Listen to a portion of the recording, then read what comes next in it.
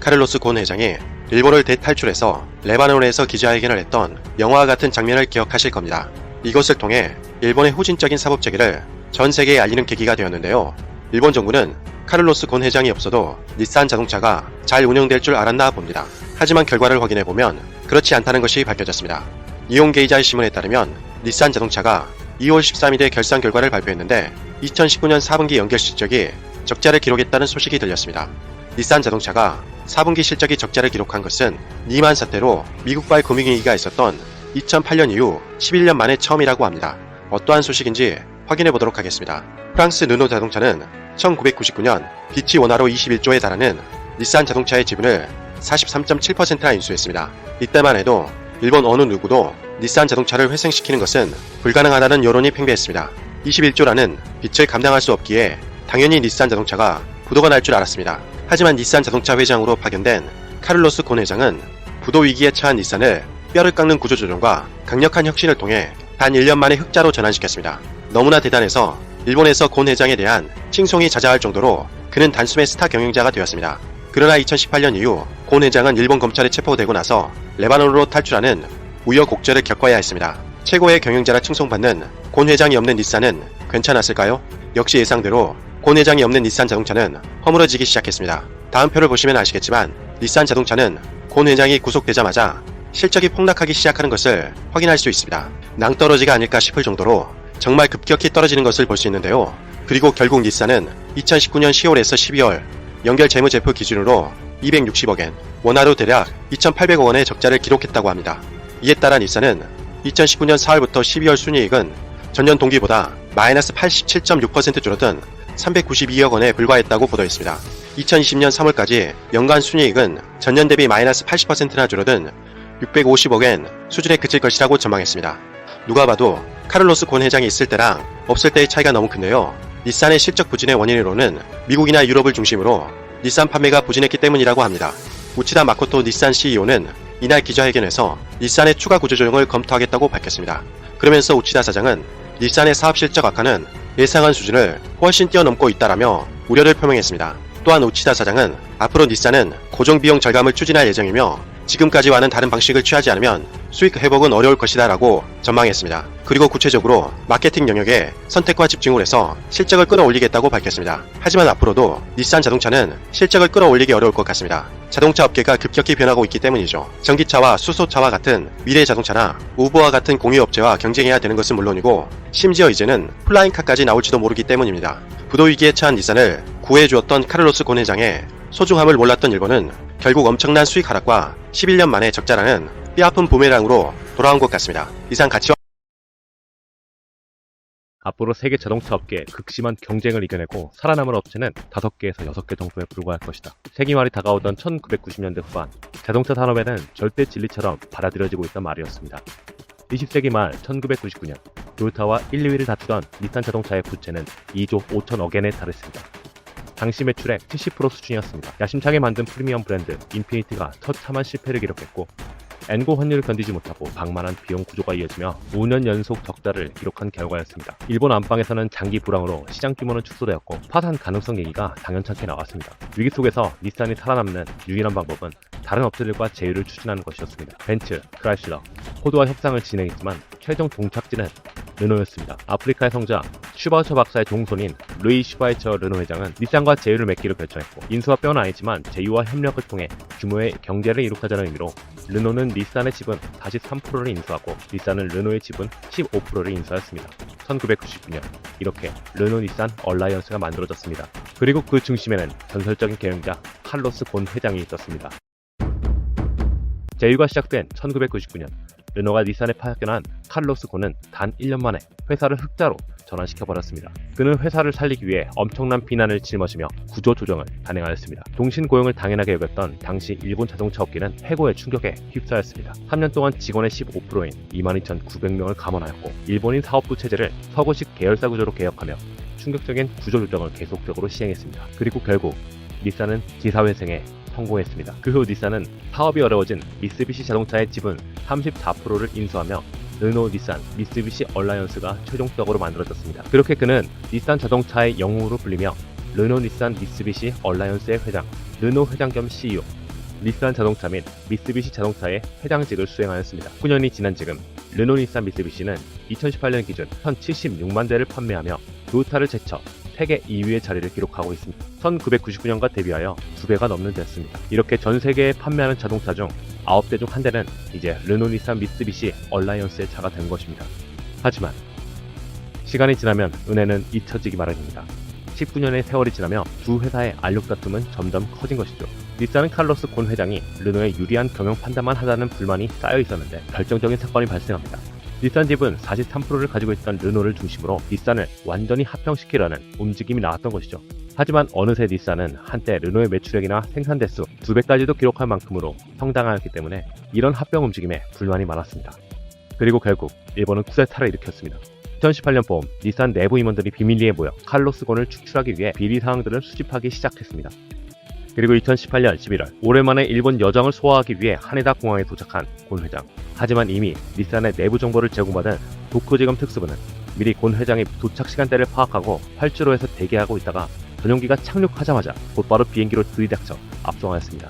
체포 혐의는 보수를 낮게 신고하고 회사 자금을 빼돌린 혐의였습니다. 그리고 닛산의 일본인 경영진들은 미리 준비했던 듯 비리 관련 자료를 통째로 검찰에 바로 제출했습니다. 더욱 충격적이었던 것은 그 중심에 칼로스 곤을 스승으로 모셨던 닛산 자동차의 사장 사이카와 히로토가 있었던 것인데요. 이 사건과 관련하여 미국의 월스트리트 저널을 포함한 서구권 언론들은 이것은 단순한 비리 사건이 아니라 쿠데타라는 평가를 내리는 동시에 칼로스 곤이 일본에서 기괴한 종도 재판을 받고 있으며 인권을 침해당하고 있다고 비판하였습니다. 특히 인권을 침해당하고 있다는 내용은 재판 중 일본에서 내세운 보석의 조건이었습니다. 보석금은 10억엔, 주거가 제한되고 출국은 당연히 금지되며 여권을 변호인이 보관한다. 3일 이상의 여행은 재판소의 허가가 필요하다. 주택 현관에는 CCTV를 설치하고 핸드폰은 변호인이 제공한 한 대만을 사용한다. 컴퓨터도 평일 오전 9시부터 오후 5시까지 변호인 사무소의 단말기만을 사용한다. 이것과 관련된 모든 이력은 재판소에 의무적으로 제출한다. 부인인 캐롤 씨와의 만남은 허락하지 않고 영상통화만 허용되었습니다. 일본의 경찰과 검찰, 그리고 닛산 자동차가 고용한 것으로 추정되는 사설 탐정 등 3중으로 밀착 감시를 당하고 있었습니다. 사실상 가택 연금 상태였던 것인데요. 그에게 제기된 혐의가 모두 유죄로 인정될 경우 최장 징역 15년형에 처해질 가능성이 있었습니다. 하지만 그는 보통 사람이 아니었습니다. 일본에서 저렇게 옴짝달싹할 수도 없게 만드는 보석 조건을 가지고 있던 그가 일본 전역을 희롱하며 당혹하게 만든 것인데요. 새해 첫날을 앞둔 2019년 12월 31일 칼로스 곤이 일본에서 9,000km 떨어진 레바논 베이루트에 나타난 것입니다. 일본 정부도 해외 언론을 통해 처음 소식을 접하였다고 하는데 레바논의 방송사 MTV는 그가 악단에서 가져온 커다란 악기 케이스에 숨어 집을 나온 뒤 전 세계를 타고 이동했다고 주장했지만 사실 확실한 증거와 함께 보도하지 못했습니다. 그의 부인 캐럴도 이 사실을 부인하고 있는데요. 결국 그가 어떻게 일본의 사법망을 뚫고 유유히 출국했는지는 밝혀지지 않은 상태입니다. 그만큼 비밀리에 007 작전을 방불케 했던 것으로 보입니다. 레바논에 도착한 그는 대변인을 통해서 일본 법원은 유죄를 전제하고 있고 인권을 부정하고 있다며 일본 사법제도 인질에서 벗어나 자유롭게 언론과 접촉할 수 있게 됐다는 내용의 성명을 발표했습니다. 한때 자동차 업계의 거인으로 일본에서는 영웅에 가까운 지위를 갖고 있었으나 일본 경영진의 배신으로 순식간에 일본에서 가장 유명한 범죄자가 되어버렸고 이제는 국제적 도망자가 되어버린 칼로스 곤. 그는 여권이 3개나 갖고 있는데요. 브라질에서 태어나 레바논계 사람으로 프랑스인 경영자이기 때문입니다. 그만큼 다양한 나라에서 반응을 보이고 있는데 농락당한 일본은 당연히 보석기간 중에 도망간 불법 출국에 대해 비난을 하였고 더불어 일본의 형편없는 출입국 시스템에도 실망을 이어간 반응입니다. 그가 고향이라고 말하는 레바논은 이전부터 그의 우표를 만들며 영웅 취급을 했기 때문에 잘 도망치도 않았다고 칭찬 일색이죠.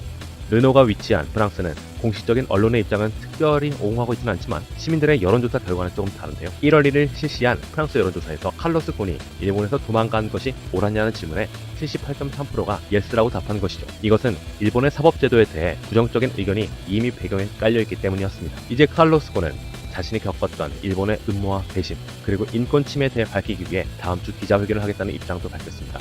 이미 만화로 만들어진 그의 이야기는 이후 책과 영화로도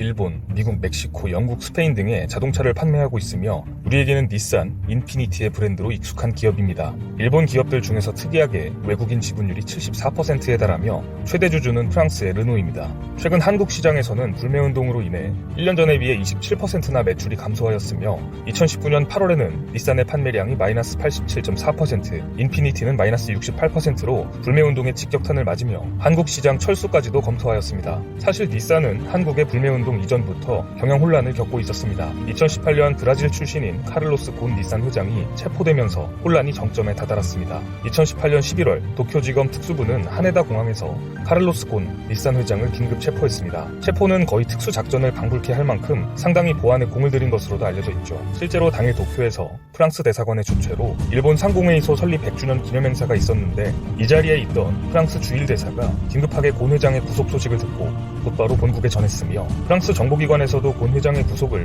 사전에 전혀 인지하지 못한 것으로 알려졌습니다. 그만큼 상당히 비밀스럽게 진행된 체포작전이었습니다. 카를로스 곤 회장은 구조조정의 귀재로 불리며 90년대 후반 적자에 허덕이던 닛산을 14%의 감원 끝에 흑자로 전환하여 일본 비즈니스계에서는 신화적 인물로 불리기도 하였습니다. 이랬던 카를로스 곤 회장의 체포 사유는 유가증권 보고서 허위 기재와 특별 배임죄 등의 혐의로 알려졌습니다. 도쿄지검 특수부에 따르면 곤 회장은 2011년부터 2015년까지 회사로부터 한화 약 1,000억 원의 임원 보수를 받았지만 유가증권 보고서에는 500억 원 정도로 줄여서 기재했다는 혐의입니다. 사이카와 히로토 닛산 자동차 사장은 곤 회장의 체포 직후 기자회견을 열고 곤 회장은 보수를 줄여 보고한 것 이외에도 회사 자금을 개인적으로 유용한 부정행위가 있었다고 발표합니다. 뒤이어 빠르게 이사회를 열어 카를로스 곤 회장과 켈리 대표이사를 모두 해임시켜버립니다. 곤 회장의 체포부터 해임까지 너무 일사천리로 빠르게 진행된다는 느낌이 드는데요. 이후 곤 회장은 닛산, 미쓰비시의 3사 얼라이언스가 본사인 르노와의 경영통합과 합병을 추진하는 것에 반대하는 닛산 내부 세력에 모략에 당했다며 자신을 둘러싼 혐의를 모두 부인해왔습니다. 즉 르노와 닛산 간의 갈등에서 일본 내에 있는 닛산의 세력이 본인을 배신하고 함정에 빠뜨렸다는 주장입니다.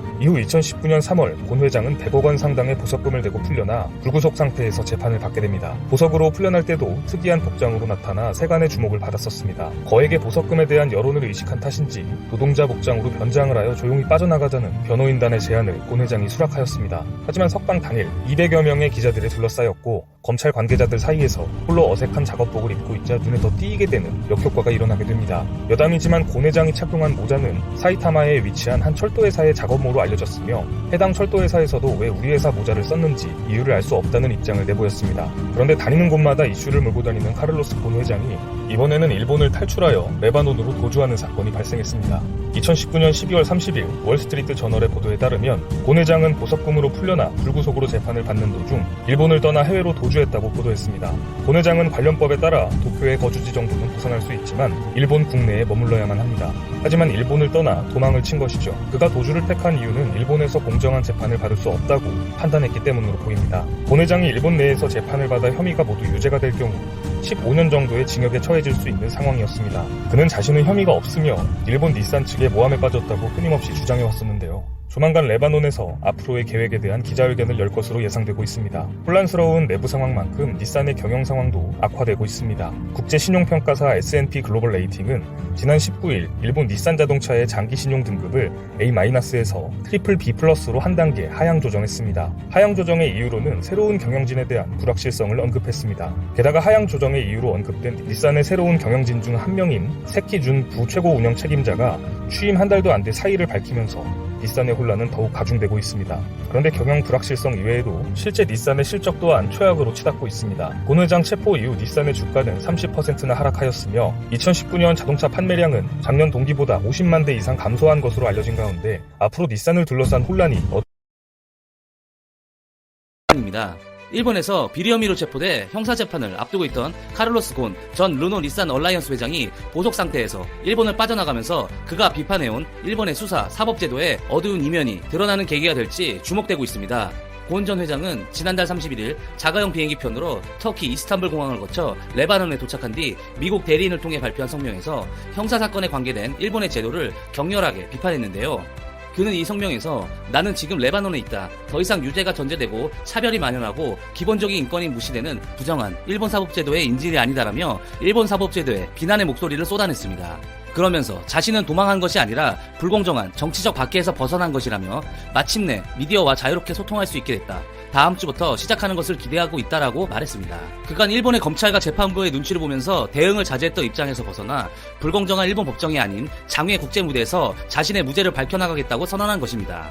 르노, 닛산, 미쓰비시 자동차 3사 연합체를 이끌던 곤 전 회장은 2011년부터 2015년 유가증권 보고서에서 5년간의 소득 50억 엔을 축소 신고한 혐의로 2018년 11월 19일 도쿄지검 특수부에 전격 체포될 때부터 억울함을 호소했습니다.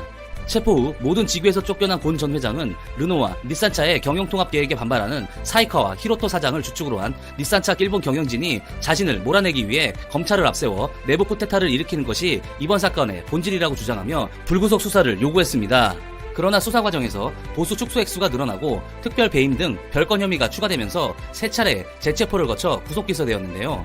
곤 전 회장은 이후 방어권 보장을 위해 불구속 재판을 받을 권리를 강조하면서 세 차례 보석을 청구한 끝에 지난해 3월 6일 체포 108일 만에 풀려났습니다. 보석으로 석방된 그는 지난해 4월 3일 트위터 계정에 기자회견을 열겠다고 예고하며 일본 검찰과 한판을 예고했지만 그 후 그가 직면한 것은 재체포였습니다. 이후 보석을 다시 신청한 끝에 4월 25일에야 해외 출국 금지 등 활동에 엄격한 제약 조건이 붙은 채로 다시 풀려날 수 있었습니다. 이 과정에서 두 차례 보석으로 납부한 보증금은 총 15억 엔에 달했습니다. 곤 전 회장을 둘러싼 일본 검찰의 수사 행태를 놓고는 수사 초기부터 서방 언론을 중심으로 비판론이 일어났었습니다. 수사를 맡았던 도쿄지검 특수부는 곤 전 회장이 범죄 혐의를 완강하게 부인하자 최장 23일로 제한된 구속기간 내에 수사를 끝내지 못하고 별건 수사 형태로 구속기간을 연장하는 무리수를 두었는데요. 이를 두고 프랑스와 미국 등 서방 언론은 곤 전 회장이 이상한 종교재판으로 몰리고 있다면서 일본 검찰의 편법적인 수사 행태를 비판했습니다. 그리고 곤 전 회장이 일본에서 탈출하는 데 성공한 후에도 서방 언론은 일본 사법재판 제도를 비판하고 곤 전 회장에게 우호적인 논조를 보이는 경향이 나타나고 있습니다. 미국 월스트리트 저널은 지난달 31일 인터넷판에서 곤 전 회장이 뚜렷한 범죄 혐의가 없는 상황에서 몇 주에 걸쳐 구속당하고 변호사 입회도 없이 조사를 받아야 했다면서 검찰에 의한 자백 강요와 보석 이후 외부와의 접촉 제한 등 일본 사법부의 비상식적인 행태를 비난했습니다.